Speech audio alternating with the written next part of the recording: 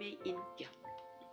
이제 우리는 베들레헴의 아기이자 목수요 30세의 나이에 설교하기 시작한 젊은이인 주님의 인격에 관한 위대한 핵심 진리를 살펴보기로 하겠습니다.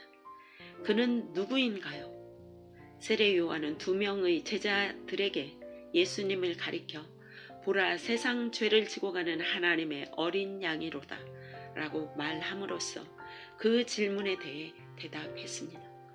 사람들이 매일 제공하는 어린 양들이 아니고 황소와 염소의 피와 어린 암소의 제가 아니라 하나님 자신의 어린 양입니다. 그는 세상 죄를 지고 가는 하나님의 어린 양이 있다고 말합니다. 이 예수는 누구인가요? 바울은 이것을 핵심으로 삼습니다. 그들 모두 전한 것이 바로 이것입니다. 즉 예수와 부활입니다.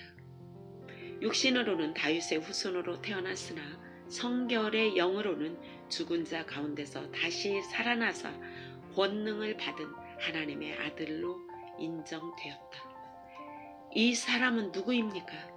그리고 사도 바울은 첫 사람은 땅에 속한 땅의 사람이며 두 번째 사람은 하늘에서 온 주님이라고 말함으로써 자기 자신의 질문에 대답합니다. 기본적이면서도 핵심적인 말입니다. 우리가 여기서 주장하고 전해야 하는 것이 바로 이것입니다. 그 다음에 지금 그 어느 때보다도 더 필요한 것을 강조할까 합니다. 사도 바울은 이 복받은 사람 예수, 곧 하나님의 아들에 대해 무엇을 전했습니까? 그는 고린도 교인들에게 예수님에 관해 무슨 말을 했습니까? 그의 가르침이었습니까? 그의 모범이었습니까? 평화주의자로서의 그의 죽음이었습니까? 여러분은 그가 한 말을 알고 있습니까? 그는 내가 받은 것을 먼저 너희에게 전하였노니 그리스도께서 완전한 삶을 살고 산상수훈을 주시고 우리에게 이 놀라운 모범과 무엇을 해야 하고 어떻게 살아야 할 것인지의 본을 주셨으며 우리가 해야 할 일은 일어나서 그를 따르고 모방하는 것이다고 말합니까? 마치 우리가 그렇게 함으로써 구원을 얻기라도 하듯이 말입니다. 아닙니다. 그가 말하는 것은 이상한 것입니다. 그의 삶과 가르침은 중요하며 그래서 우리에게 사복음서가 있는 것입니다. 그러나 바울은 그가 그들에게 구원의 복음을 전하셨을 때 그 속에서 중심적인 것은 그리스도께서 우리 죄를 위해 죽으셨다는 것이라고 말합니다. 그는 그리스도의 출생에서 그의 죽음까지 갔습니다. 왜일까요? 가르침이나 모범이 아니라 이것이 우리를 구원하는 것이기 때문입니다. 이것을 제외한 구원은 없습니다. 그리스도는 죽음과 매장과 영광스러운 부활을 가려냅니다. 그리고 고린도 전서 15장의 전체적인 요지는 부활이 육체적이고 역사적인 사건이었다는 것입니다. 15장은 매우 실제적인 장입니다. 그는 그리스도의 영향이 그들의 마음속에 남아 있다거나 다시 포장되었다고 그들을 가르치지 않았습니다. 아닙니다. 그는 몸의 문자 그대로의 육체적인 부활을 가르칩니다. 그리고 몸이 구원을 얻지 못한다면 악마가 승리한 것이기 때문에 그렇게 하지 않을 수 없습니다. 인간은 몸과 영혼과 정신으로 지음받았고 완벽했습니다. 인간이 타락했을 때 3가지 측면에서 타락한 것입니다. 저는 단지 영적인 의미에서만 형성되지 않았습니다. 내 몸도 형성되었습니다. 그것은 내 겸손의 몸입니다. 그리고 내 몸이 구속받지 못하고 회복되지 못한다면 악마가 최종적인 승리를 거둔 것입니다. 안 됩니다. 그래서는 안 됩니다. 사도 바울은 문자 그대로의 육체적인 부활을 전하고 우리는 비록 이해하지 못한다 하더라도 그것을 전해야 합니다. 그것은 사실이었습니다. 그리스도는 보여졌습니다. 증인이 있었고 그는 여러분에게 그 내용을 전해줍니다. 육체적인 요소가 핵심이고 중요하지 않다면 왜 그가 그렇게 하려고 애쓰는 걸까요? 사도 바울은 말합니다.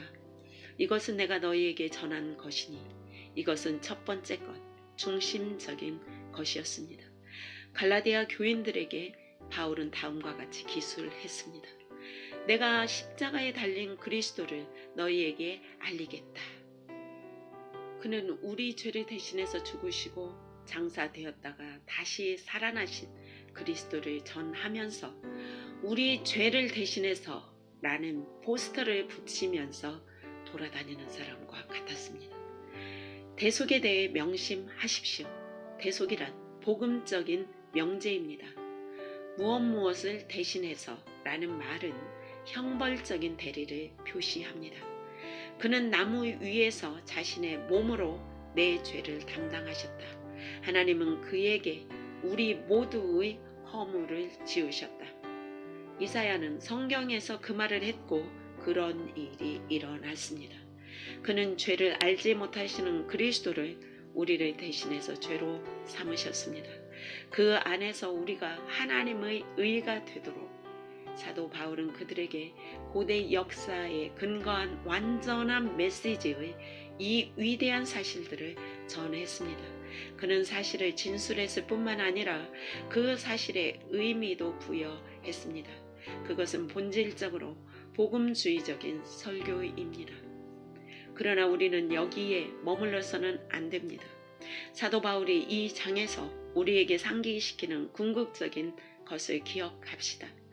우리가 전하는 것은 사실 하나님의 진리입니다. 그러나 우리는 단지 개인적인 구원과 우리가 이 세상에 있으면서 죄의 권세와 죄의식으로부터 구원 얻는 것에 머물러서는 안 됩니다. 우리는 성화, 죄의 더러움으로부터의 점진적인 구원도 전해야 합니다. 또한 우리는 거기서 더 나아가야 합니다. 우리는 복받은 소망을 기대합니다. 다음과 같은 놀라운 정점으로 제시된 그의 말에 귀를 기울여 봅시다. 저가 모든 원수를 그 발 아래 둘 때까지 불갑을 왕노릇 하시리니 맨 나중에 멸망받을 원수는 사망이니라. 만물을 저의 발 아래 두셨다 하셨으니 만물을 아래 둔다 말씀하실 때에 만물을 저의 아래 두시니가 그 중에 들지 아니한 것이 분명하도다. 만물을 저에게 복종하게 하실 때에는 아들 자신도 그때의 만물을 자기에게 복종케 하신 이에게 복종케 되리니 이는 하나님이 만유의 주로서 만유 안에 계시려 하심이라. 고린도전서 15장 25절에서 26절. 오늘날 이 악한 옛 세상에서 유일한 소망은 하나님의 아들이 하늘의 구름을 타고 거룩한 천사들의 호의를 받으면서 그곳으로 돌아가 심판하시리라는 것입니다. 하나님의 아들은 온 우주의 재판관이시며 모든 적들, 즉 악마와 그의 추종자들과 악마의 말에 귀를 기울이고 죄 가운데 죽은 모든 사람들을 판결하고 멸망시키실 것입니다. 그들은 형벌을 받게 될 것입니다. 그리고 그리스도는 온 우주를 죄의 모든 잔재로부터 깨끗게 하실 것이며 하나님께 회복되어 완전해진 우주를 돌리시고 하나님께서 만유 안에 계실 것입니다. 우리의 구속, 즉 우리가 전하는 구속은 개인적일 뿐만 아니라 우주적인 구속이기도 하며 죄의 모든 흔적과 영향력은 영원히 사라지고 멸하고 말 것입니다. 사도 바울은 이것들이 여러분이 지지해야 하며 결코 타협해서는 안 될 것이라고 말합니다. 따라서 그것들은 여러분이 그것을 수락하지 않는 모든 사람들로부터 구별되는 것입니다. 여러분은 어떻게 그 일을 할 것입니까? 제가 여러분에게 자세히 말할 시간은 없지만 중요한 것 한 가지는 다음과 같습니다. 속지 말아라. 악한 자와의 교통은 선한 방식을 타락시킨다는 것입니다. 여러분이 악한 회사를 경영한다면 여러분 자신이 악해질 것입니다. 그리고 그것은 행동과 행실만을 의미하는 것이 아니라 더욱더 신앙을 의미하기도 합니다. 먹고 마시고 결혼하자. 내일 우리는 죽게 될 것이다 라고 말하면서 악한 삶을 사는 사람들과 뒤섞여 사는 것이 위험한 일이라면, 그것이 위험한 일이라면 이 진리의 중요한 본질적인 요소들을 부인하는 사람들과 뒤섞이는 것은 얼마나 더 위험한 일이겠습니까? 오늘날 환경과 바다와 강의 오염 문제에 사람들이 많은 관심을 보이고 있습니다. 당연히 그래야죠. 하지만 저는 여러분에게 훨씬 더 위험한 것에 대해 말하고자 합니다. 그것은 마음의 오염, 영혼의 오염, 정신의 오염입니다. 그리고 여러분이 더러운 교리와 뒤섞여 있다면 여러분이 하나님 나라에서 병들고 쓸모없는 존재가 된다는 것은 놀라운 일이 아닙니다. 악한 자와의 교통은 선한 방식을 타락시킨다.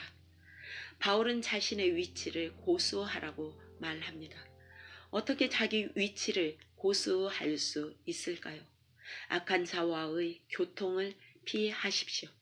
여러분은 그것과 아무런 상관이 없습니다. 여러분은 이 본질적인 진리를 거절하는 사람에게 행운을 빌지 말고 그런 자를 집 안으로 끌어들이지 마십시오.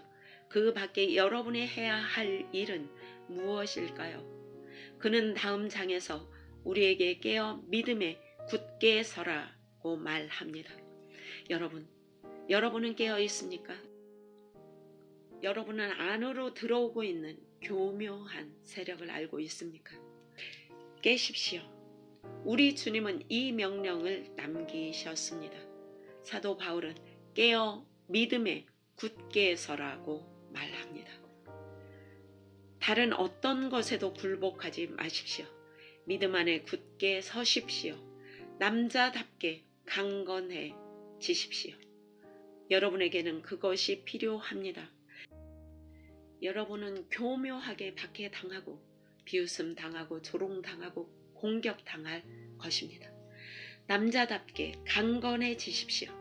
두려워하지 말고 앞으로 전진하십시오. 한편 이것은 복음주의자로서 우리가 지켜야 할 것들입니다. 그리고 저는 사도 바울의 명단에 만족합니다. 이것은 나의 명단이 아니라 그의 명단입니다. 저는 사람들의 명단이 사도들의 명단보다 대체로 더 길다는 것을 알고 있습니다.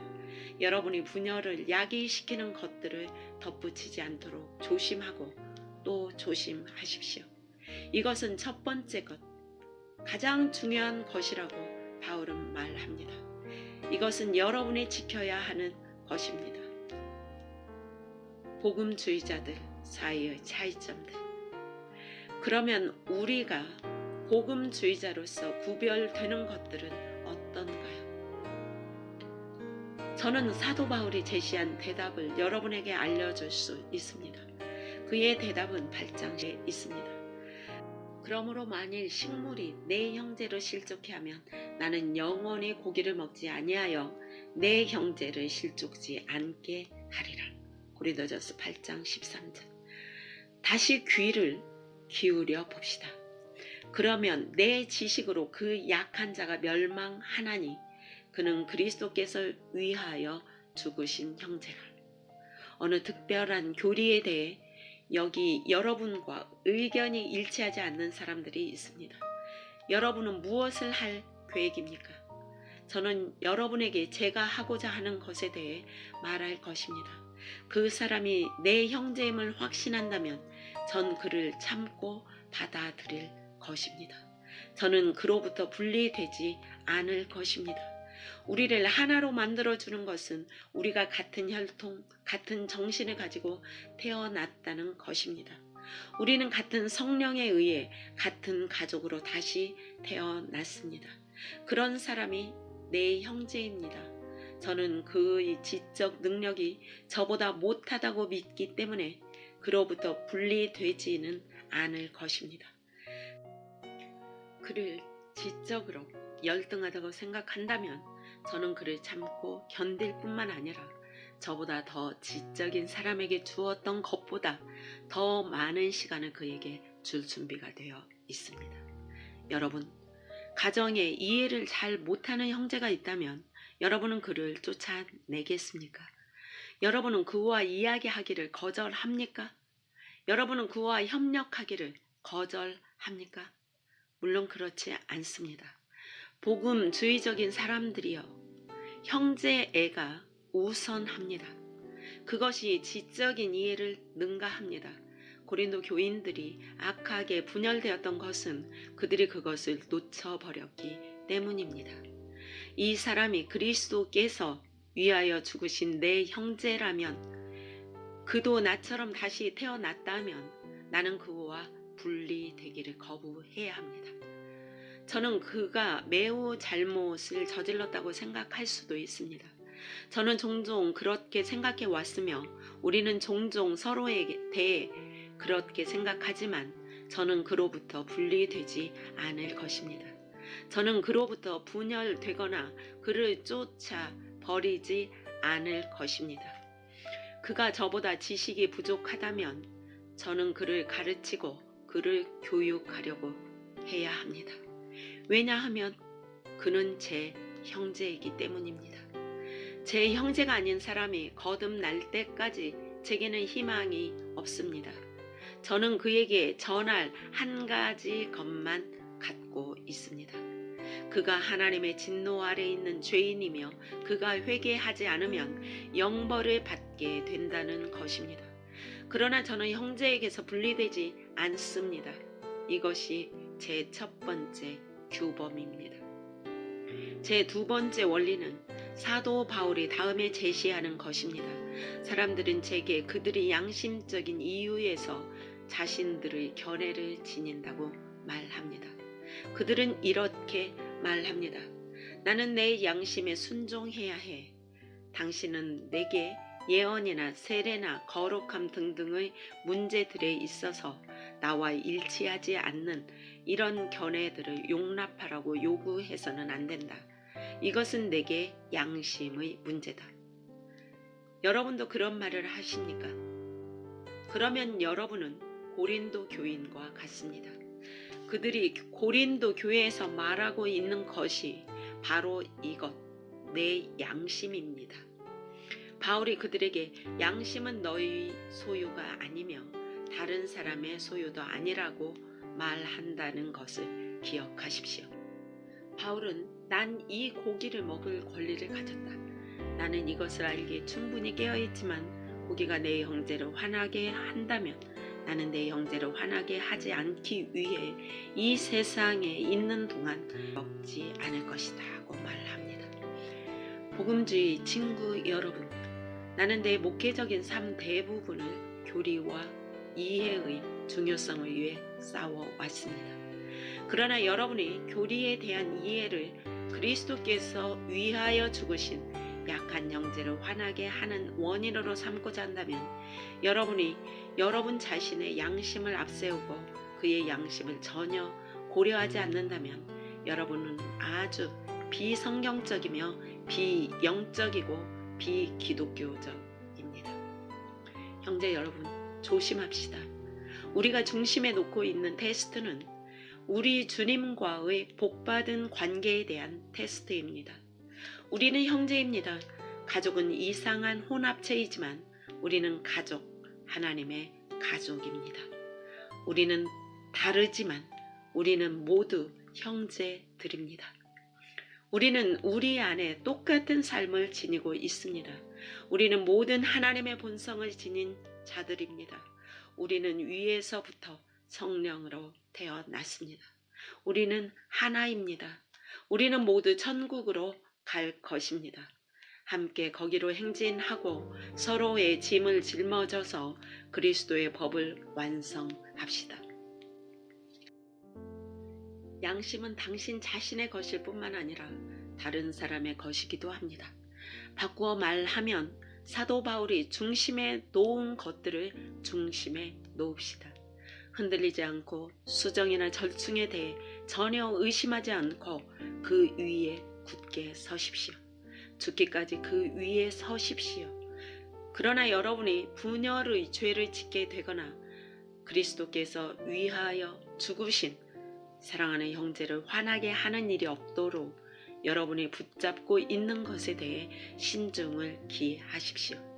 여러분이 그가 틀렸다고 생각한다면 인내하면서 조용히 기도하는 자세로 그를 가르치고 그를 도우려고 노력하십시오.